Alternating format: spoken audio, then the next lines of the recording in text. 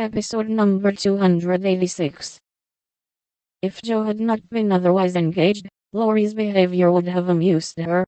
The faint twinge, not of jealousy, but something like suspicion, caused that gentleman to stand aloof at first, and observe the newcomer with brotherly circumspection. But it did not last long. He got interested in spite of himself, and before he knew it, was drawn into the circle. For Mr. Bear talked well in this genial atmosphere, and did himself justice. He seldom spoke to Laurie, but he looked at him often, and a shadow would pass across his face, as if regretting his own lost youth, as he watched the young man in his prime. Then his eyes would turn to Joe so wistfully that she would have surely answered the mute inquiry, if she had seen it.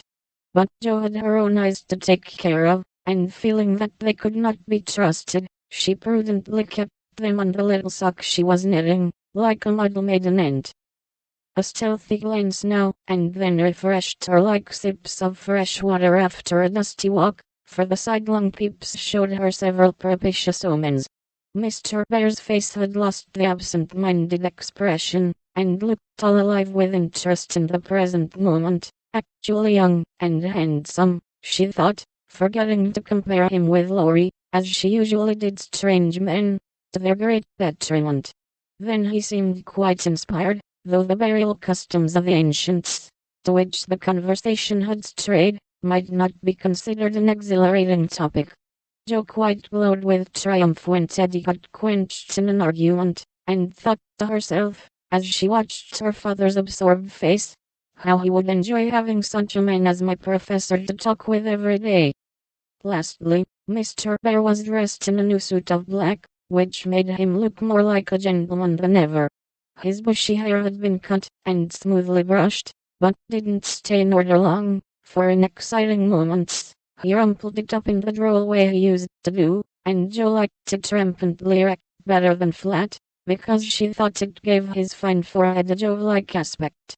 Poor Joe, how she did glorify that plain man, as she sat knitting away so quietly, yet letting nothing escape her, not even the fact that Mr. Bear actually had gold sleeve buttons in his immaculate wristbands.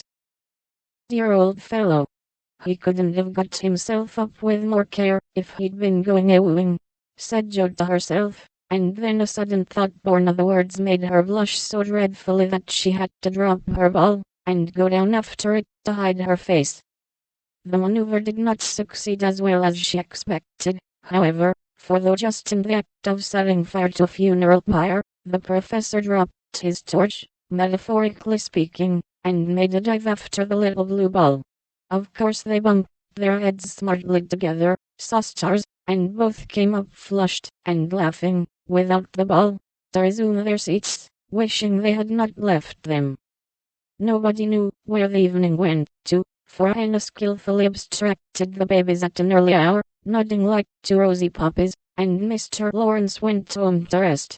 The others sat round the fire, talking away, utterly regardless of the lapse of time, till Meg, whose maternal mind was impressed with a firm conviction that Daisy had tumbled out of bed, and Demi set his nightgown afire studying the structure of matches, made a move to go.